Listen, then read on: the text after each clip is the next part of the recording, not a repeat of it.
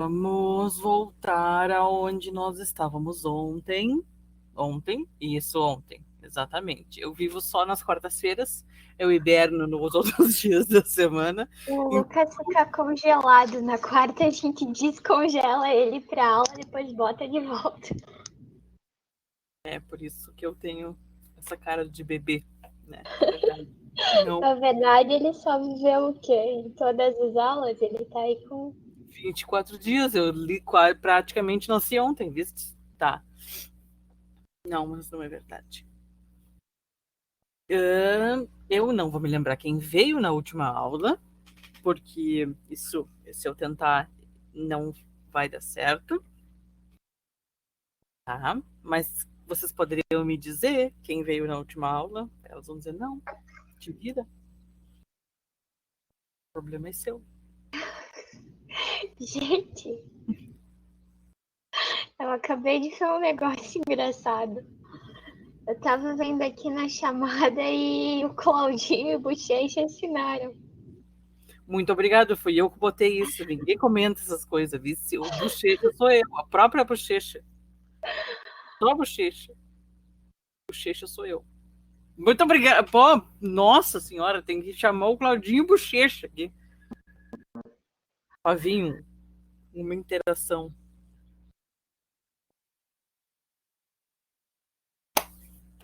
Maravilha, Vitória. Eu achei que não.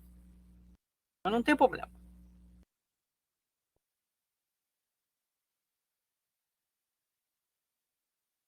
Então tá, pessoal, semana passada a gente estava falando sobre a questão indígena no Brasil, que não deu tempo, porque a gente corrigiu as questões do simulado.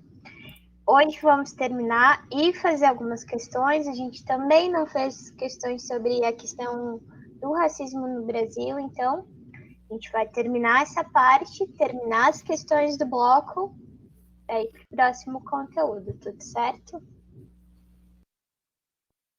Espero que sim. Não tem problema. Vamos lá. Basicamente, na aula passada, a gente então corrigiu as questões e iniciou essa nossa conversa sobre os indígenas no Brasil. Quando a gente vai falar sobre os indígenas no Brasil, a gente precisa pensar antes no nosso território, antes dele ter esse nome chamado Brasil, né? Porque se uma coisa existe, se uma coisa tem um nome, é porque alguém deu esse nome para ela. A gente sempre tem que pensar desse jeito. Resumo do que a gente viu: o início de um sonho. Eu espero que todo mundo conheça o meme O Início de um Sonho e o Deu Tudo Errado. Deu tudo errado. Porque a gente pode dizer que foi bem isso que aconteceu. O início de um sonho era o quê? A gente vê que todo esse nosso território da América do Sul, ele era povoado por povos nativos que foram chamados depois de índios, ou como a gente hoje em dia chama de povos indígenas. Tá? Mais ou menos perto do nosso território aqui, nós tínhamos os Guaranis, que eram um povo maior, né? E um povo um pouco menor em questão de quantidade eram os Caigangue. Hoje em dia a gente ainda tem Caigangues dentro do nosso território. Tá?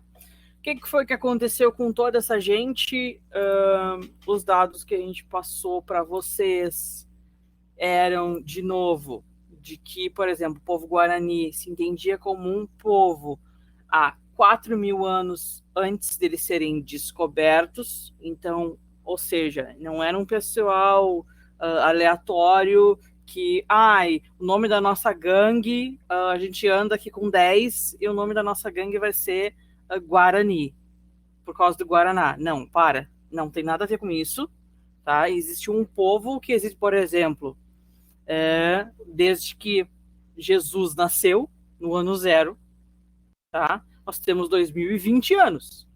Nós temos um povo que tem uma noção de que ele existe o dobro desse tempo. Enquanto, tipo, nós somos um povo, a gente faz as coisas desse jeito e a gente se chama assim, tá? Dentro desse mapinha aí que a gente tem, se estima entre 8 e 40 milhões de habitantes e mais de 20 povos diferentes. Ou seja, a gente não pode pensar que tipo, é tudo índio, tudo faz as coisas igual, tudo do mesmo jeito, e é isso. Era tudo a mesma coisa. Não. Tá? Pessoas diferentes, uma grande diversidade, mesmo que a gente não entenda ela. Por causa dessa diversidade, tá? Chegaram os brancos, não numa tomada louca, como eles dizem que foi, né? Tipo, pá, a gente desembarcou, a gente chegou aqui e tomamos lugar. Não foi isso. Os caras chegaram de uma viagem completamente longa, tá? Eles chegaram doentes, com fome, fedendo, tá? O que acontece com eles? Eles são resgatados na praia por esses povos que vêm o quê? Por causa de toda essa diferença, eles só são mais só são mais clarinho. Mas de onde que saiu esses brancos? Tá? Esse pessoal que parece leite. Tá? Isso é interpretação minha, tá, gente? Só para nós ficar no clima Claudinho e Bochecha. Tá? Óbvio que ninguém perguntou se eles eram parecidos com leite. Chegar os caras mais pálidos ali, né? Tá? Talvez não pegaram sol, talvez ficaram um pouco nas cavernas. Por isso que eles não têm essa. Não são mais parecidos com a gente, ou com a nossa diferença. O que eles fazem? O que eles são? Eu sou a diferença de visão de um lado para o outro é que quando os brancos chegaram, eles pensaram, putz, tudo isso, toda essa gente, todas essas coisas, será que eles têm alma? Será que a gente pode matar? E, basicamente, tá, isso não é existe um viés ideológico aqui, vocês estão inventando essas coisas. Isso não. Lembrando que a igreja permitia escravizar caso não tivesse alma. Ou seja, tem uma questão econômica aí. Eu vou escravizar o Lucas, mas a igreja me diz, não, você não pode escravizar o Lucas, ele é uma pessoa. Mas aí eu digo, mas o Lucas ele não tem alma. Então ele não é bem uma pessoa. E a igreja fica, então ok, pode escravizar o Lucas. Ele não é uma pessoa, já que ele não tem alma. E como é que eu descobri que o Lucas não tem alma? Tirei uma foto da áurea dele? Ela tentou me catequizar, né, me mostrar Deus, porque o único Deus existente é o Deus dos católicos, tá? Tentou me mostrar Deus, o verdadeiro Deus. Eu não quero. Eu tenho meu Deus já tenho minhas coisas. Não precisa vir me socar coisa. O que você quer vir me enfiar outras coisas? Não quero. Uma curiosidade legal sobre isso. Não sei se vocês já ouviram a expressão Santinho do Pauoco. Eu ouvia muito quando eu era criança porque me chamavam assim. Por que será? Não entendo. E o que isso quer dizer? Vem dessa época, porque o Santinho do Pauoco, eles faziam estátuas em homenagens aos santos para cultuar, construir os altares deles. E e essas estátuas eles eram em tamanho real, em tamanho de uma pessoa, Se vocês forem no museu aqui em Porto Alegre, tem o Museu Júlia de Castilhos, tem uma estátua dessas que mostra bem como ela era por dentro, cabe uma pessoa. E aí essas estátuas, elas ficavam lá e alguns padres, algumas pessoas da igreja ficavam dentro dessas estátuas, ouvindo o que eles conversavam, só ali de olho no que eles estavam fazendo, no que eles estavam falando, né? E aí disso veio a expressão Santinho do Pauoco, que é uma forma de controle também. Quando eles ficam ali, óbvio que os nativos eles não iam contar tudo, falar sobre tudo na frente deles, porque eles também queriam se proteger de algumas informações. Mas ali dentro da estátua, eles não sabiam que tinham alguém ouvindo, então eles conversavam. E era aí que eles ficavam sabendo de informação e isso era utilizado como forma de controle. E Disso veio a expressão Santinho do Paloco. Que loucura, né? Ó, o Lucas trouxe uma imagem aí. Essa é aquela que tem no Museu Júlio de Castilhos, em Porto Alegre? Não tenho ideia. Eu procurei com muita velocidade para conseguir catar aqui. Mas, enfim, era exatamente isso. A pessoa entrava ali dentro e ficava ouvindo, né? Hoje a gente sabe que a gente conversa. Contei pro Lucas que eu tenho interesse em suco de uva. Daqui a pouco eu fecho a aba aqui, abro o Google, tem 10 propagandas de suco de uva. Dá para pensar se não tem um santinho do Paoco aqui no meu computador, né? Alô, Mark Zuckerberg. Alô, Mark. Tá. Deixa eu voltar para... Mas enfim, tô fazendo uma brincadeira, só que é isso, né? Quando eu tenho uma informação sobre alguém, eu tenho controle sobre essa pessoa. Informação é controle, né? E da mesma forma que no período da Idade Média, depois também, as confissões na Igreja Católica eram utilizadas como forma de controle da população, porque era ali, quando você contava os seus pecados, que o clero ficava sabendo o que você estava fazendo, e com todas essas informações sobre as famílias, ficava melhor para controlar ali o pessoal, né? Ao longo de toda a história, se substituiu o que eu sei sobre o outro pela própria ciência, né? A gente contou para vocês como é que iniciou-se a sociologia, que era saber como as pessoas funcionam, o que elas pensam, como é que elas fazem as coisas, para com que eu possa controlar elas. E isso aconteceu com os portugueses depois desses 100 anos de trocas, né, de sondagem das coisas daqui para lá. Aí começou aquelas histórias, tá? O que nós vamos fazer com esse pessoal? Se eles se recusam a aceitar o nosso Deus, significa que eles não têm alma. Se o que não é Deus é demônio, tá? E isso é uma coisa que não é tirada de qualquer lugar.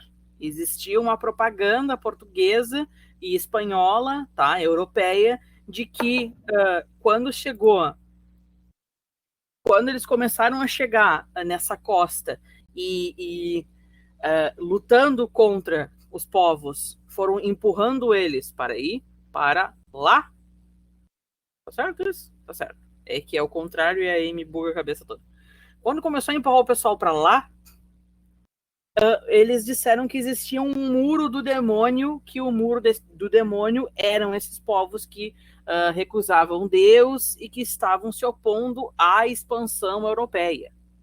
Tá? Só que, na verdade, o que acontecia tinha uma gurizada inteira dentro de todo esse território, tá? E se tem gente vindo porque eles estão ocupando esse meridiano de Tordesilhas e estão separando isso em capitanias, se eles estão ocupando, fazendo o que o Maquiavel disse que eles deveriam fazer, que é, se você quer dominar esse território, você tem que trazer os seus. É exatamente isso que ele estava dizendo. Tá? Se você quer fazer isso, tem que trazer. No que vai trazer, tá certo que tem um pessoal que está morrendo, mas o resto tá ali. Eles estão nesse território. E eles não têm, dentro dessa mentalidade, né, desse povo diferente, não tem uma noção rígida de fronteira. Tá?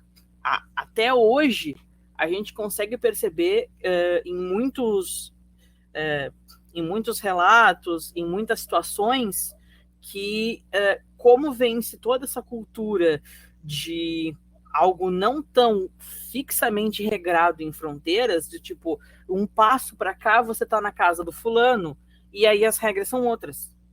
Não é bem isso. Então, eles estavam lá no meio do campo, tinha gado do pessoal que criava gado, eles estavam com fome, caçavam o gado e comiam o gado. Tá, e aí? Mas eles estão atrapalhando o nosso... e isso é uma ideia tanto europeia quanto brasileira, e é sempre um discurso que é colocado até hoje de que os indígenas estão ali para atrapalhar o desenvolvimento.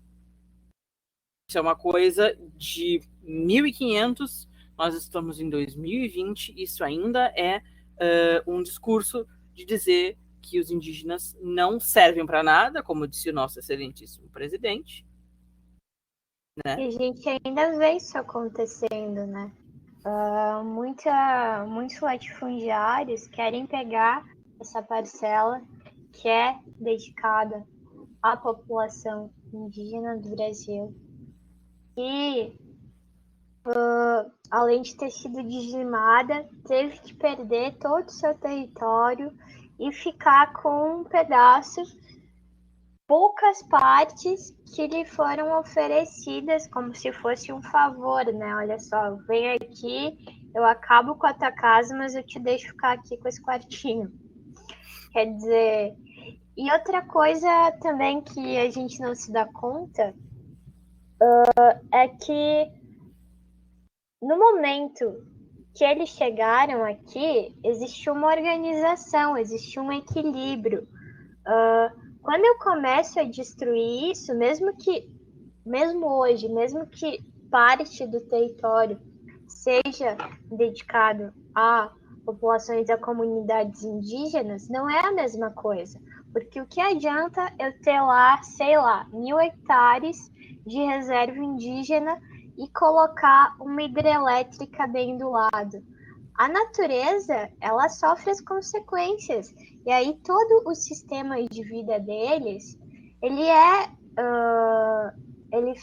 desbalanceado por isso. Tudo que a gente faz afeta.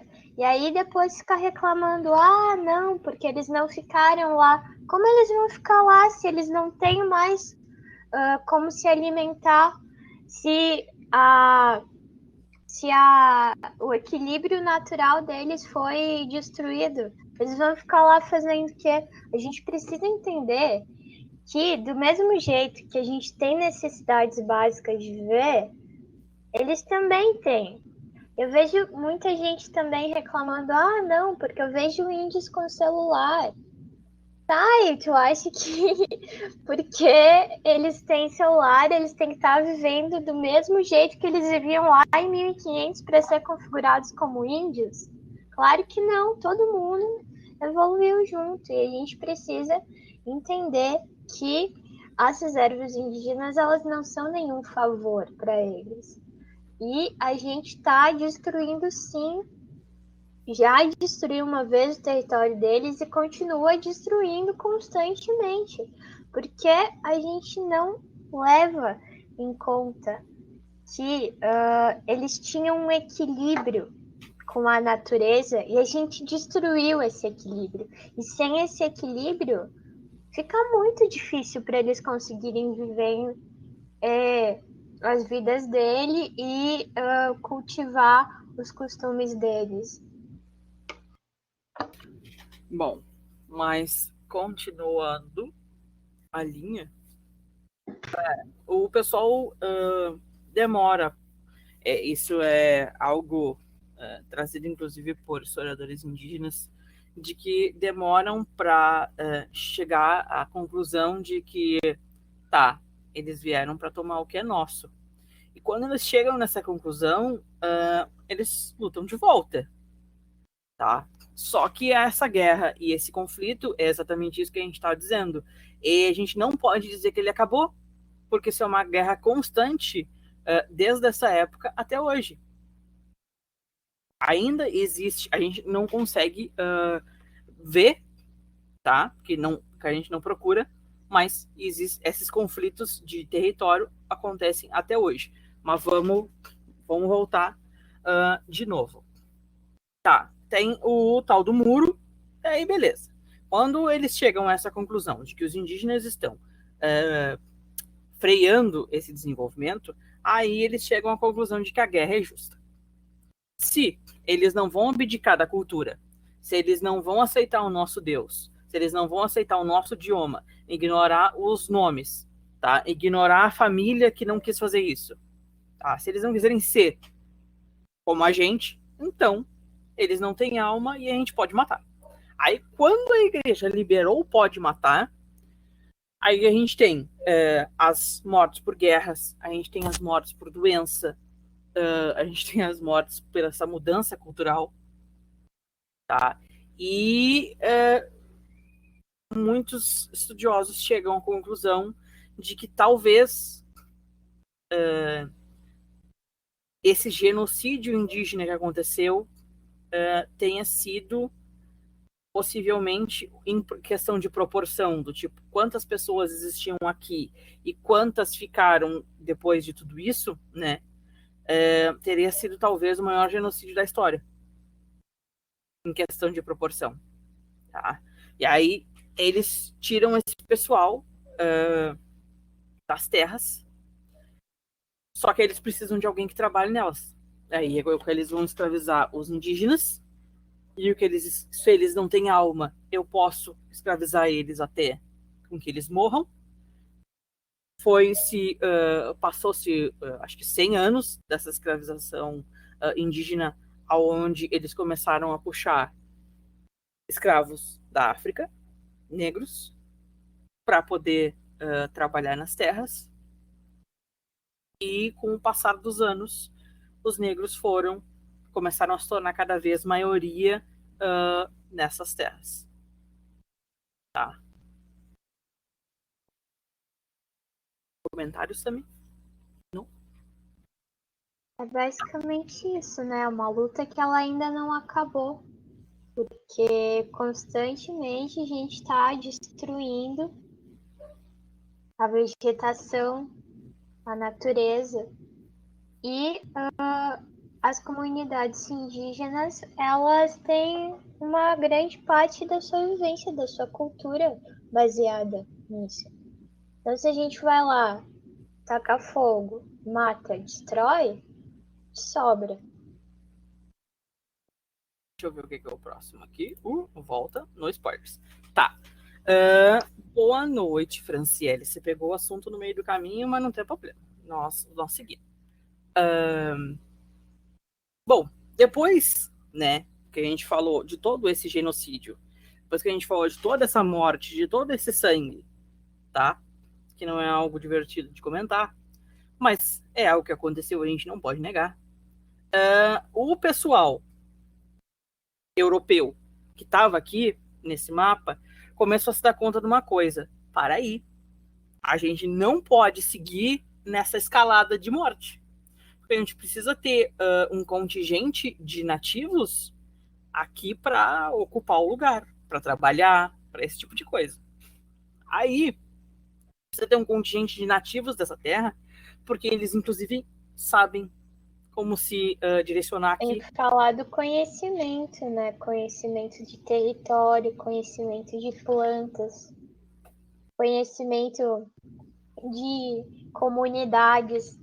Nesse lugar aqui tem essa comunidade, nesse outro lugar tem essa outra comunidade que pratica outros.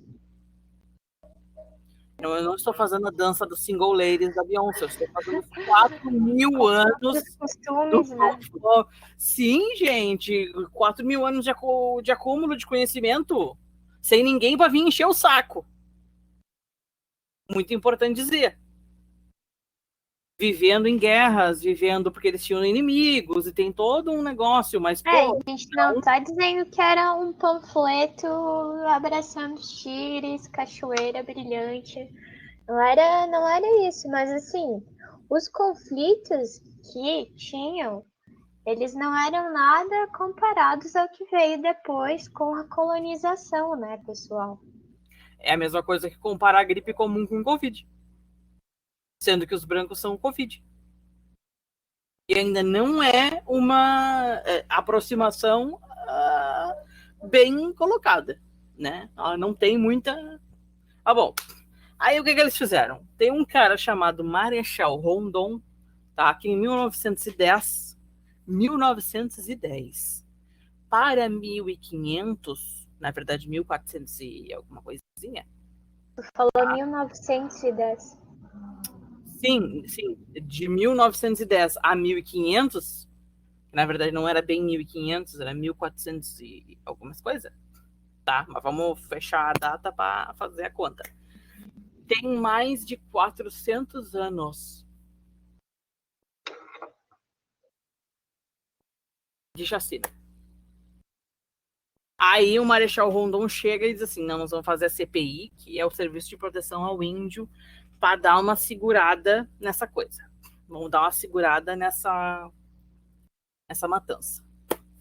Aí a gente vem com as questões um pouco mais presentes, sem que vocês esqueçam que essas imagens a gente tirou do documentário Guerras do Brasil.doc, aonde o episódio dos indígenas é o primeiro. Pelo amor de Deus, assistam, tá?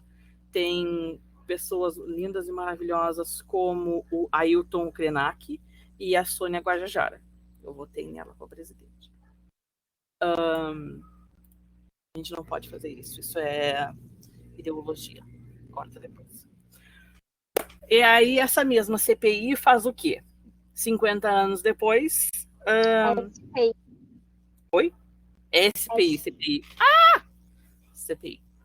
Isso é uma CPI. Eu também me confundo, mas não se confundam, gente. Façam alguma associação para conseguir se lembrar. De proteção ao índio. Serviço de proteção ao índio. Eu acho que eles não têm esse problema com SC que o professor tem. Né? Eles estudam, são inteligentes. É coisa de quem nasceu na década de 90. É a radiação. A música Radiação da MTV. Exatamente. A música da Britney Spears na minha cabeça. Eu também tenho isso. Quando eu vou escrever, eu tenho que escrever das duas formas para ver qual parece menos estranho. Bom, ou a gente pesquisa no Google. O que acontece em 1960? Os funcionários desse SPI e fazendeiros, né? Porque, na verdade, foram os fazendeiros que orquestraram isso com a ajuda dos funcionários do SPI que foram, subornados, né?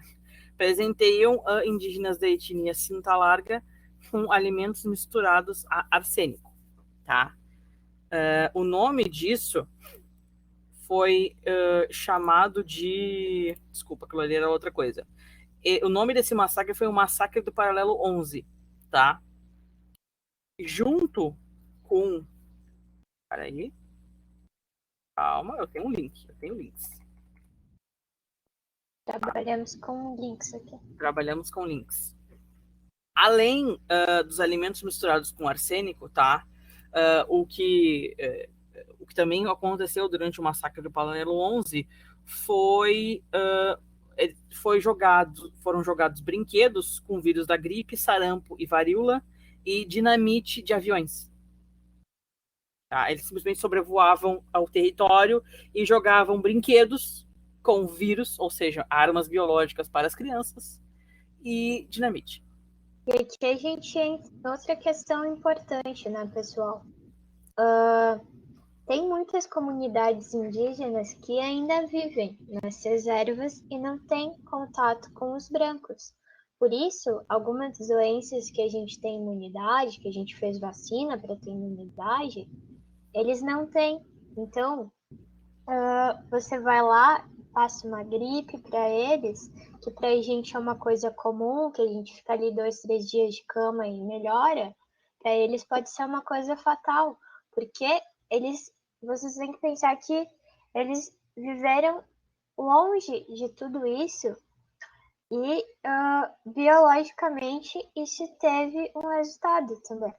As coisas que a gente tem imunidade, eles não têm imunidade por isso, mas eles têm imunidade às outras coisas que, de repente, se a gente for viver nas reservas, a gente não dura uma semana. Então, tem que perceber essas nuances de que a gente viveu nessa realidade, então a gente está preparado para isso. Se eu vou lá levar as minhas doenças de branco para eles, eu posso causar uma chacina naquela comunidade. Isso acontece muito nas missões religiosas que vão lá para catequizar, do mesmo jeito que foi feito lá por volta de 1500 que acabam fazendo isso. E aí as pessoas têm o discurso claro, que a atitude linda foi lá levar Deus, Jesus para eles, mas acabam matando todo mundo. Então, a gente também precisa respeitar essas fronteiras que a gente tem que ter ideológicas. Bom, com esse caso do SPI, tá? O SPI acabou, né? Quando passou o seu tempo, o pessoal descobriu, eita, foram os próprios funcionários que deveriam do serviço, que deveria proteger, porque o P é de proteção e não de página, tá? Foi a primeira coisa que eu consegui pensar com o P. Então, de Pablo Vittar? É o P de proteção e não de Pablo Vittar, tá? Aí vamos dar um fim nesse serviço e vamos iniciar a FUNAI, tá? E mulher. Depois nós temos a ditadura militar, tá? E esse dado foi um dado que saiu do relatório final da Comissão Nacional da Verdade, onde 8.350 indígenas foram assassinados.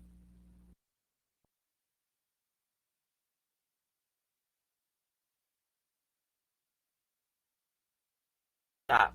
Depois a gente tem, seguindo essa linha cronológica, o massacre de Hashimu, espero que seja assim que se diga, de 93, onde 16 indígenas foram assassinados e os garimpeiros atacaram mulheres, crianças e velhos. E um bebê foi morto com um facão. Tá. E olha só, gente, a gente está falando de uma coisa que se iniciou lá em 1500, mais ou menos. E não acabou ainda. A gente está em 2020 e ainda tem discurso que fala que não deve existir reserva indígena. Existia esse massacre do Hashimu, do Hashimu, eu sei que a gente está meio curto de tempo. Nesse outro link que eu mandei aqui, tem uma descrição um pouco melhor do que foi que aconteceu, tá? Vocês podem procurar pelo nome do massacre também, que tem algumas coisas na Wikipedia. E o que a gente pode tirar disso, tá? Um pouco antes, em 88, não sei se vocês conhecem, uma coisa muito importante para o nosso país que aconteceu em 88 foi a nossa Constituição.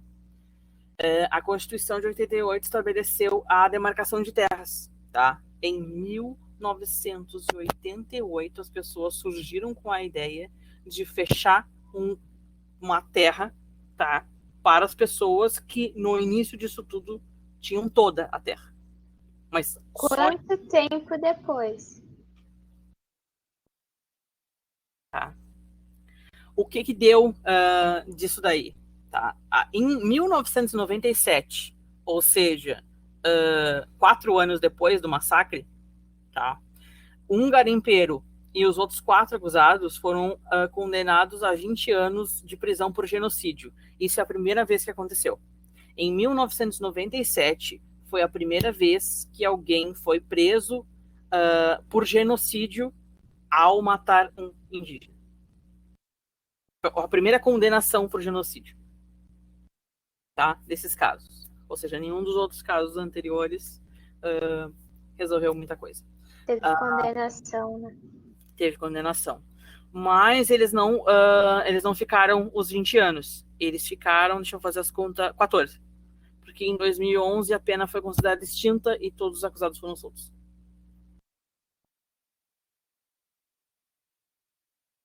Tá.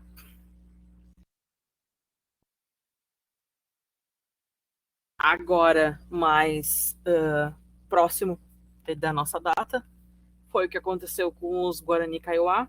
213 indígenas foram assassinados entre 2003 e 2010 em conflitos por demarcações de terras.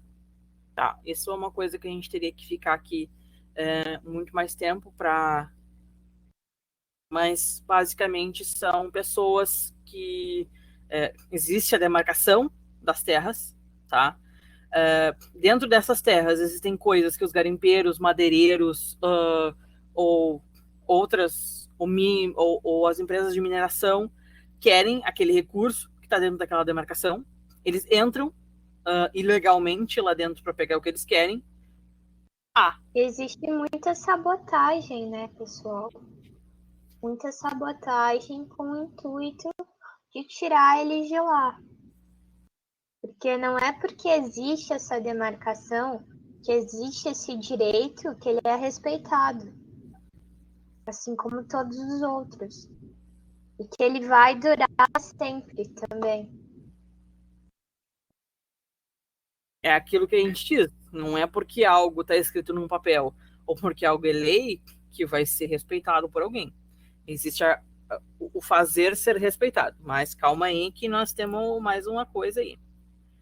Aí nós temos mais perto ainda foi a PEC 215, que aí no caso eu amo essa foto, eu tive que trazer essa foto, né, do Cunha e o chefe, tá? O projeto de autoria dos deputados ruralistas visa paralisar os processos de demarcação de terras e abrir essas terras para exploração. Exatamente isso, a mesma guerra que vem acontecendo.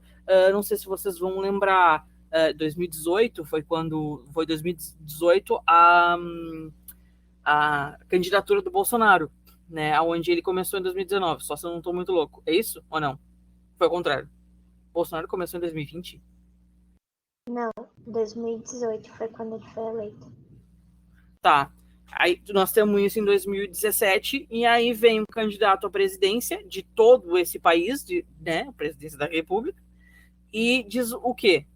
Né? Se eu for eleito, eles não têm 1 centímetro de terra. E aí depois ele voltou nesse discurso, né? O Bolsonaro voltou nesse discurso e disse que, não, eu errei quando eu disse isso. Eu disse 1 centímetro, quis dizer 1 milímetro. Lembra? Não, Vitória, volta. Eu quis dizer 1 centímetro. Eu disse 1 centímetro, eu quis dizer 1 milímetro. É menor do que centímetro. É menor do que centímetro. Essa é a pegada do negócio. Se eu disse que era 1 centímetro... Quer dizer, eu disse nada, eu quis dizer menos que nada. Quis dizer negativo. Negativo. Tá? Aí, o que eu trago para vocês, mais ou menos referente a isso? Algo que vocês podem pesquisar, sem a gente ter que dizer, tá? Eu vou enviar para vocês um link aqui. Guardem esses links, pessoal. Tá? Eu tenho quase certeza que na aula, né, no negócio que ele... não fica. No YouTube não fica o link. Não fica o link, mas o chat fica disponível. Se tu tiver muita paciência, pode digitar o letra por letra. Ou pede para nós. Pede para nós. Nós temos tudo guardado. A gente cata os links. Pede para nós. Tá? O que é isso aqui? Isso aqui é um mapa de conflitos da Fiocruz. Tá? Ainda não apareceu a imagem. Não, mas não é imagem, eu mandei o link. Tá, desculpa. Sim. Para aí, eu vou compartilhar a minha tela, guia do Chrome.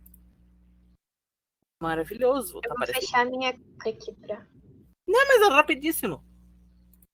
Tá?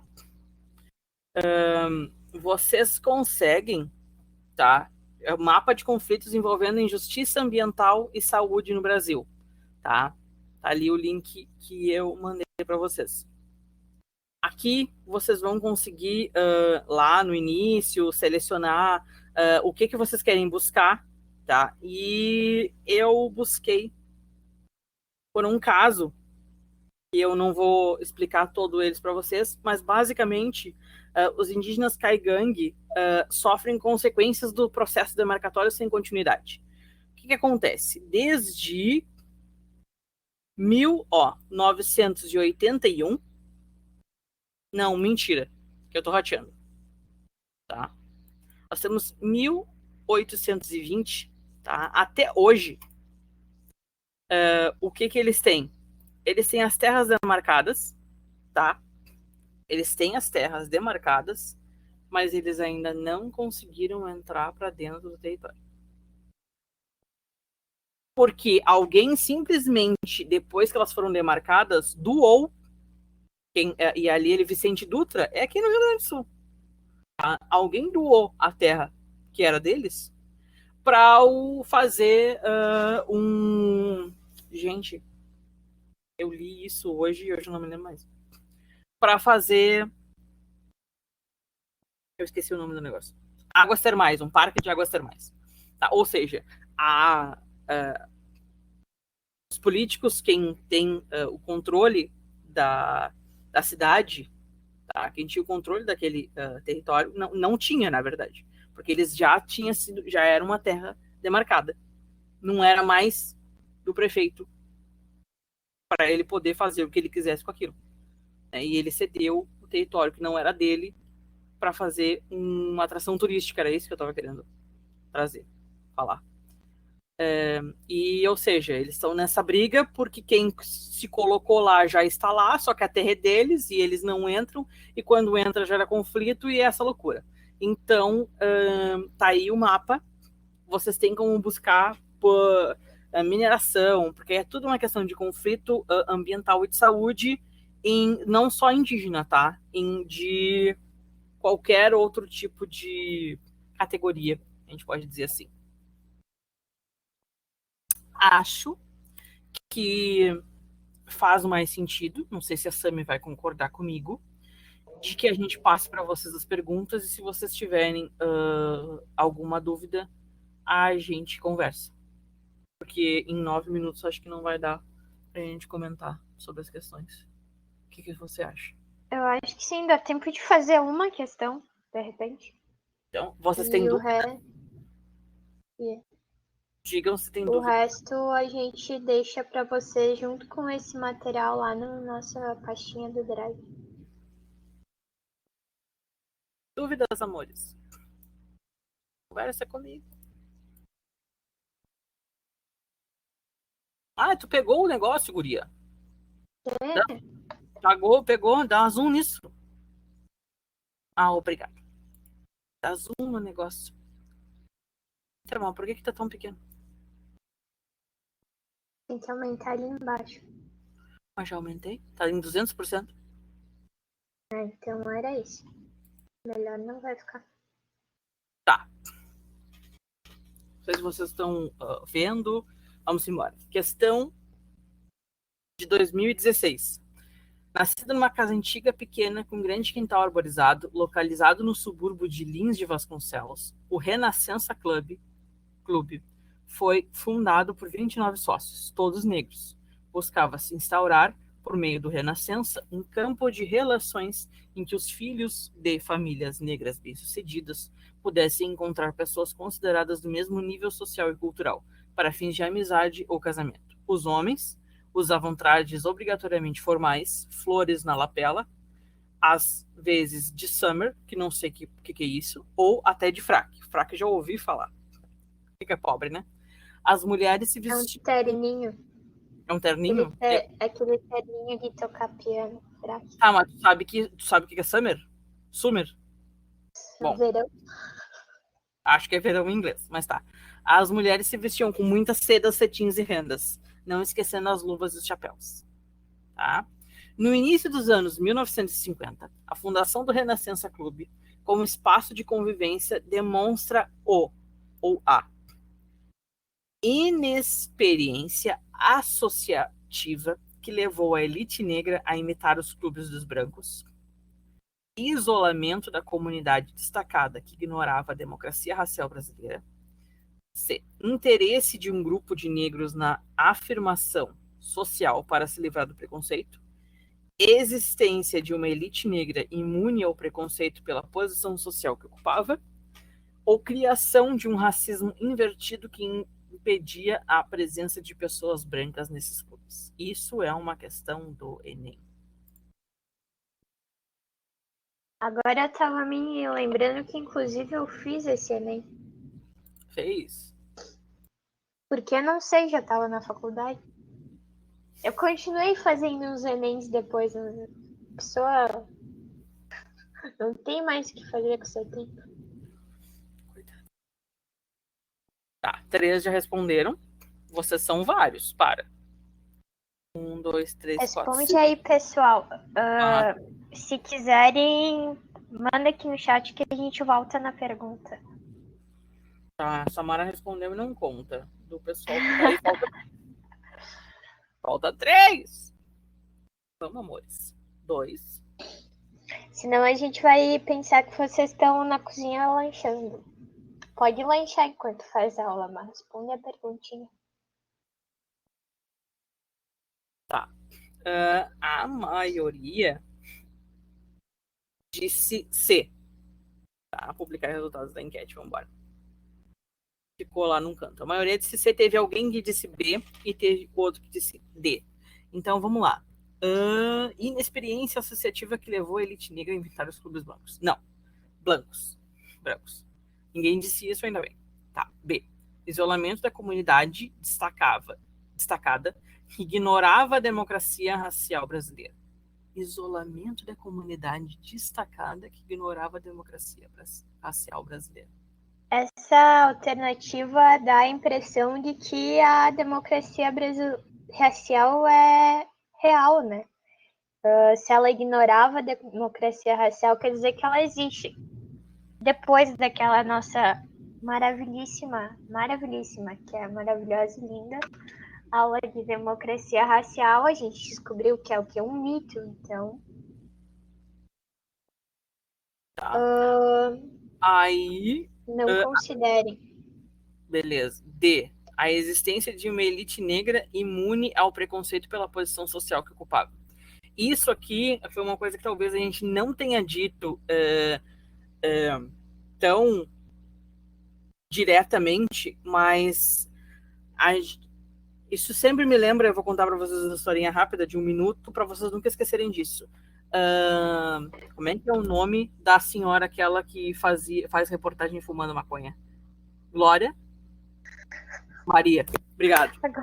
Não, eu só me lembro do meme dela, loucona, gente, desculpa. A Glória Maria é uma repórter, tá? Antiguíssima, importantíssima, uma das maiores repórteres, se não a maior repórter brasileira, tá? Glória Maria. Já esteve em quase todos os países do mundo. Fazendo todos os tipos de reportagem. Infelizmente, eu me lembro só do meme dela loucona, né? Desculpem, mas é o que a indústria cultural faz com a nossa cabeça. Ela conta a história de que teve um evento, eu acho que na Globo, e ela tentou entrar no mesmo portão que todo mundo, isso não faz tanto tempo assim, e disseram para ela que ela não podia entrar por ali, que ela precisava entrar pela porta dos fundos. Ou seja, é a Glória Maria, tá? Riquíssima, mas dinheiro não impede preconceito racial. Eu lembro que desse aspecto a gente falou que quando a população negra atingia alguns status, algumas posições, chefia em empresas, existia aquele discurso de então você não é tão negro, agora você é branco. Então a pessoa ela vai passando por esse processo de embranquecimento, quer dizer, por quê? Quer dizer, agora então a minha etnia ela muda porque eu estou ocupando determinada posição. E é uma coisa que ela está dentro da democracia, que a população negra, quando ela atinge o que se considera o pódio, primeiro lugar, ela deixa de ser negra. Então, que democracia racial é essa? Mas isso, Oi, mas isso não. Mas o que a alternativa está dizendo? Que a existência de uma elite, ou seja, o pessoal ter dinheiro, deixa eles imune ao preconceito devido à sua posição social, ou seja, de ricos. A ideia é que não deixa imune. Porque a partir do momento que a pessoa lembra que você é negro, você continua recebendo Você esse. faz qualquer coisa que lembra a pessoa, toma qualquer atitude que não é dentro do esperado, aí você volta a ser negro. Exatamente. Então Não essa é algo. imunidade, ela não existe. Para ela existir, a democracia racial teria que ser verdadeira. Uhum. Não é. Aí a gente vem com a C. O interesse de um grupo de negros na afirmação social para se livrar do preconceito. Sim, é uma tentativa de se livrar. Ok, realmente. Tá? Mas não é garantia. O que a Fran tá dizendo para nós? Sim, completamente. Com certeza. Então acertou quem falou a ser. Bom, fechou 7 horas. Todo esse material vai estar de agora já vai ser posto. Obrigada. Até a próxima. Qualquer ideia nos chame. Aumentei a gente para a gente poder dar tchau. Beijos. Obrigado por terem vindo. Qualquer comentário, manda pra gente.